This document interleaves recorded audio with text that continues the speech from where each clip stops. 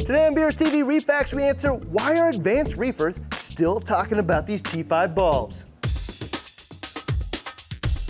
Hi, I'm Ryan, your host of BRStv Reef FAQs. Today we answer probably one of the more confusing questions for any new reefer. In an LED-focused world, why is it reefers are still talking about these seemingly archaic fluorescent bulbs? I can tell you right now, it's not because they're inherently better than LEDs, it's just because they're a lot easier to achieve results with and often a lot cheaper. I think I can sum this up in one statement that a vast majority of advanced reefers will agree with.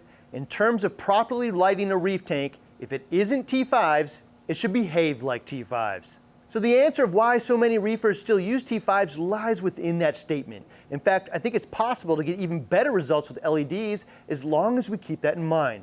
The question is just, is the juice worth the squeeze? Both in terms of effort and financial investment, which is an individual question based on experience with the tank and budget. So in that spirit, behave like T5s means 5 things to me. Number 1, and above all else, capable of producing the historical super high percentage results a bank of T5s have, meaning select a proper fixture, a bulb combination, plug them into a timer, and you can be sure that lighting will never be the issue that you're not successful with your tank. We often refer to that as plug-and-play results. Fact is, with LEDs, while some reefers do get lucky, on a whole, LEDs are not producing the same high percentage plug-and-play results. LEDs can produce the same or even better results than T5s, but it takes effort, experience, intuition, often a bit of luck, and the best results are often achieved with measurement tools like a par meter for precise tuning. And today, the primary goal with lighting a reef tank is providing for the metabolic needs for the corals. No amount of features is really worth sacrificing the health of the animals that we care for. As long as we approach it that way, the corals will reward us with the best growth, coloration, and fewest mortalities. So that leads us into number 2. T5s provide super even coverage without any meaningful hotspots. That's because the T5 bulbs and reflectors provide highly diffused light that coats a tank with very difficult to shadow and even coverage.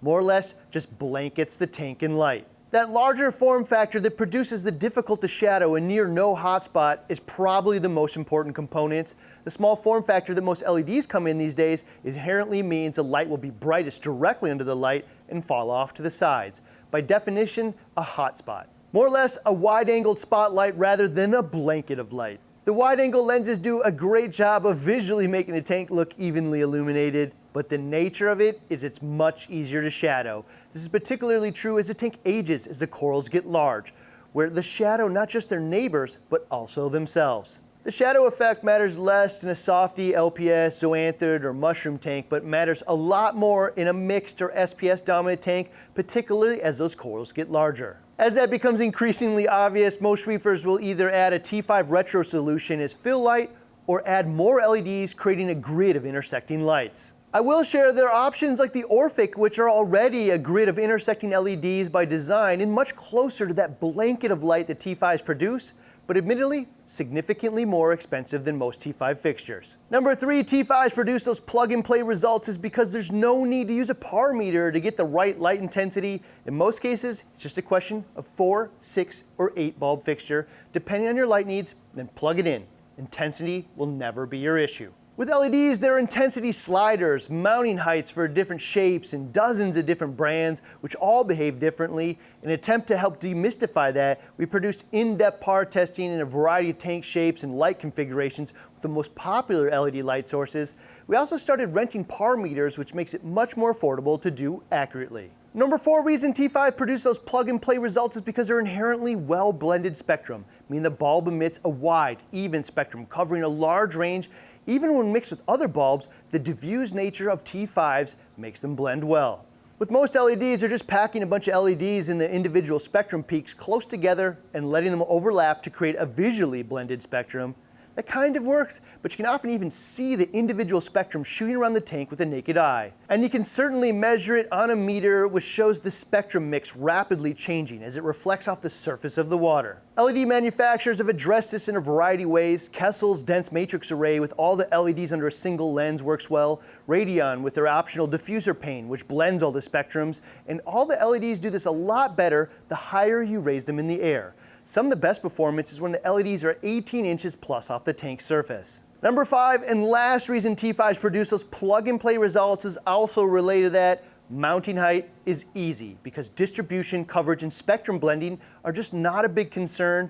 My advice on mounting height is raise them up until you get unnecessary spill light out of the tank into the room. That direction is easy and often much closer to the tank than the ideal height for LEDs. Many of the LEDs out there suggest 8 to 9 inch mounting heights, but the fact is that many elements of the overall performance just get dramatically better the higher you raise them. That's not true with all of them, but many. Again, my general advice is to raise them up until there's unnecessary spill in the room and then check for hot spots with a meter. So all that said, and understanding all those reasons why a lot of advanced reefers still love T5s, or at least understand their value and emulate that with their LED implementations, I'd say 90% of reefers are selecting LEDs because of their shimmer, small form factor, adjustability, lack of replaceable bulbs, and simple cool factor. But becoming super common now after running into some issues or simply hearing the advice of some reefers they trust, they're circling back and adding all the benefits of T5 with the newer T5 retro options out there, meaning you keep the LEDs you already own and add the benefits of T5.